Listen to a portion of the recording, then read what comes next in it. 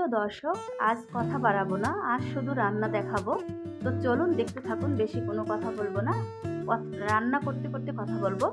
তো এখানে আমি 20 টাকার এক স্লাইস মিষ্টি কুমড়া নিয়েছি। তো মিষ্টি কুমড়াটা আমি ভালো করে কেটে খোসা ছাড়িয়ে নিয়েছি। এখন এটাকে আমি হলুদের গুঁড়া, মরিচের গুঁড়া, লবণ দিয়ে সুন্দর করে মেখে নেব। এখন যে বাজারে সব কিছু ঊর্ধ্বগতি, অনেক দাম, যে কোনো সবজি 100 থেকে 80 টাকার নিচে সবজি কেনা যায় না। তো আমি এই সময় কম বাজেটে রেসিপি নিয়ে আসছি। তো এখানে আমি 3টা ডিম সেদ্ধ করে 6টা পিস করে নিয়েছি।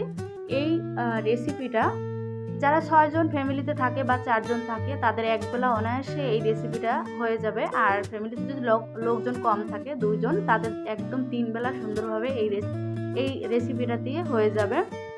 তো আমি এখন কিন্তু ডিমে হলুদের গুঁড়ো, মরিচের গুঁড়ো ভালো করে মেখে নিব।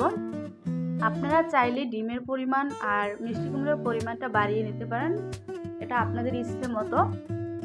তো আমি এখন চলে যাব ভাজতে। তো চুলাতে আমি শুরুতে একটা প্যান বসে এখন দিয়ে দেব তেল। এখানে তেলের পরিমাণটা আমি শুরুতে একটু কম দিব, আর আমি পরবর্তীতে আরও তেল দেব। তো তেলটা গরম হয়ে গেছে, এখন আমি দিয়ে দেব হলুদ মরিচ মেখে রাখা মিষ্টি কুমড়া। আর আমি আমার ইচ্ছে মতো আমি মিষ্টি কুমড়াটা কেটে নিয়েছি, মানে সাইজ করেছি। আপনাদের ইচ্ছে মতো আপনারা যে কোনো স্লাইস করতে পারেন, কোনো অসুবিধা নেই। শুরুতে বলবো লাইক দিয়ে ভিডিওটা কন্টিনিউ করবেন, স্কিপ করবেন না। তো এখন কিন্তু আমি মিষ্টি কুমড়াগুলা উল্টে দেব, আর একটু এরকম করে লাল লাল করে ভেজে নেব। আর মিষ্টি কুমড়া কিন্তু এরকম ভেজেও ভাত খাওয়া যায়। আমার চ্যানেলে আমি সবসময় চেষ্টা করি আপনাদের মাঝে সহজ রেসিপি তুলে ধরার জন্য, কম বাজেটের। এখন ভালো করে আমি একটু উল্টে পাল্টে মিষ্টি কুমড়াগুলো ভেজে নেব।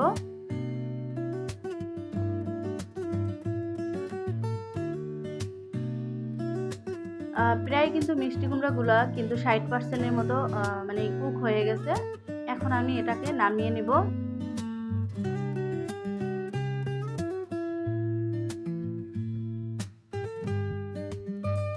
নতুন আপুরা এবং ব্যাচেলার ভাইয়ারা, প্রবাসী ভাইয়ারা, আপনাদের জন্য এই রেসিপিটা একদম পারফেক্ট, সহজভাবে। তো আমি এখানে কিন্তু মিষ্টি কুমড়াগুলো তুলে তারপরে আমি কিন্তু ডিমটা দিয়ে দিছি। ডিমগুলো কিন্তু আমি এখানে হালকা করে ভেজে নেব। আর আমি কিন্তু মানে তেল দেওয়াটা কিন্তু স্কিপ হয়ে গেছে, আমি কিন্তু এখানে তেল অ্যাড করেছি, লাগলে আমি আরেকটু তেল অ্যাড করব। তো ডিমটাও কিন্তু আমি উল্টে পাল্টে ভেজে নিলাম। এই পর্যায়ে চুলার হিটটা একটু কমিয়ে রাখবেন, তা নাহলে কিন্তু মানে প্যান তলা থেকে কালো হয়ে যাবে পুড়ে, আর ডিমটাও কিন্তু একটু মানে পোড়া পোড়া ভাব লাগবে। এখন ডিমগুলো আমি তুলে নিলাম। তো ডিমটাও সুন্দর করে ভাজা শেষ। আমি এই তেলের ভিতরে এখন অ্যাড করব পেঁয়াজ। এখানে কিন্তু একটু তেলও দিয়েছি আমি, তারপর দিয়ে দেবো এখন পেঁয়াজের পরিমাণটা একটু বেশি দিয়েছি আমি।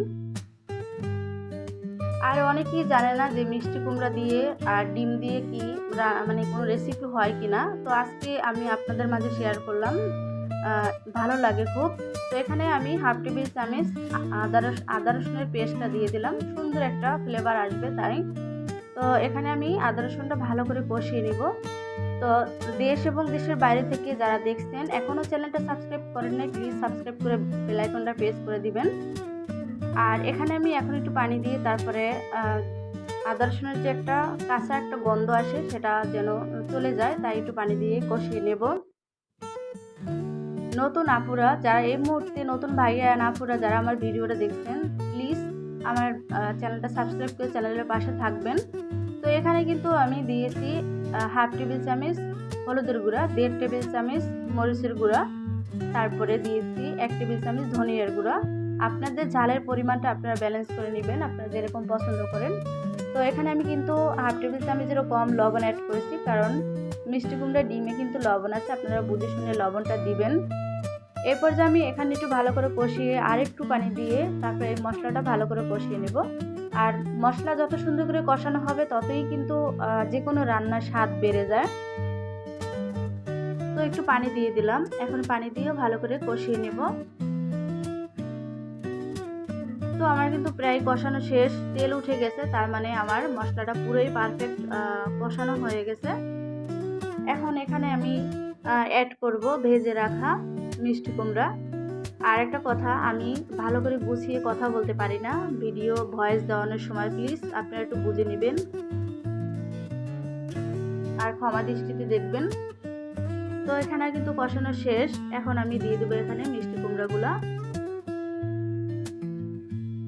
তো মিষ্টি কুমড়ো দিয়েও আমি ভালো করে কষিয়ে নেব, যেন মিষ্টি কুমড়োর ভিতরে সমস্ত মশলাগুলো যায় আর খেতে যেন ভালো লাগে।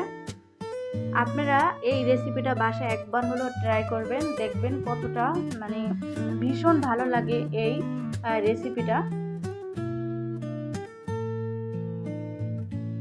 আমার চ্যানেলটা সাবস্ক্রাইব করে বেল আইকনটা প্রেস করে রাখবেন। আমি সব সময় সহজ রেসিপি দিয়ে থাকি আমার চ্যানেলে, তাহলে চ্যানেলটা ভিজিট করতে পারেন।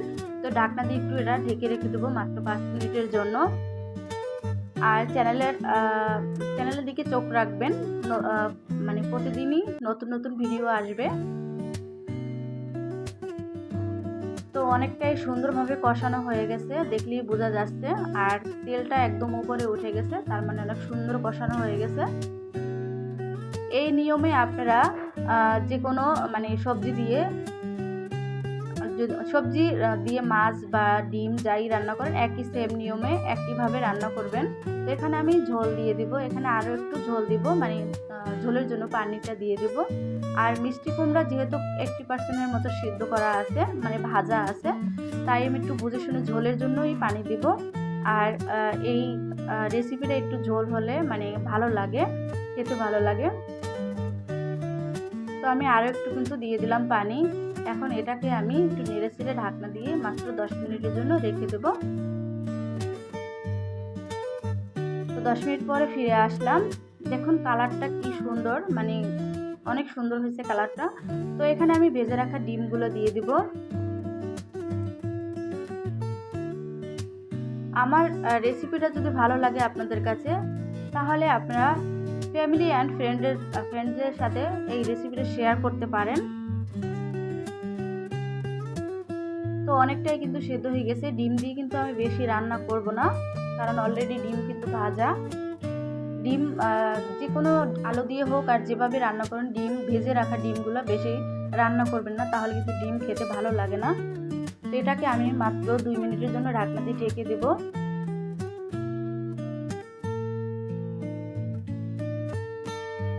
তো ঢাকনা তুলে আমি দেখুন কালারটা কি সুন্দর হয়েছে। এখানে আমি 1/2 টেবিল চামচেরও কম দিয়ে দিব ভাজা জিরার গুঁড়োটা, সুন্দর একটা স্মেল আসবে। তাই এখানে আমি এখন দিয়ে দিব ধনিয়া পাতা কুচি।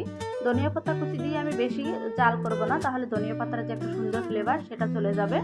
তো এটাকে আমি কিন্তু নামিয়ে নিব একটু পরে, তাহলে আমার কিন্তু রেসিপিটা শেষ রান্না। তো আপনাদের কাছে আমার রেসিপিটা কেমন হয়েছে অবশ্যই কমেন্টে জানাবেন, আর বেশি বেশি শেয়ার করে দিবেন। তো এখানে আমি একটা বোম্বাই মরিচ দিয়ে দিলাম সুন্দর একটা ফ্লেভারের জন্য, আপনারা স্কিপ করতে পারেন, কোনো অসুবিধা নেই। তো সবাই ভালো থাকবেন, সুস্থ থাকবেন, দেখা হবে নতুন কোনো ভিডিও নিয়ে। আর আমার রেসিপিটা কেমন হয়েছে অবশ্যই কমেন্টের মাধ্যমে জানাবেন। আর যারা লাইক দিতে ভুলে গেছেন, প্লিজ লাইক দিয়ে কন্টিনিউ করবেন, ফুল ভিডিও দেখবেন। তো সবাই ভালো থাকবেন, সুস্থ থাকবেন, আল্লাহ হাফেজ।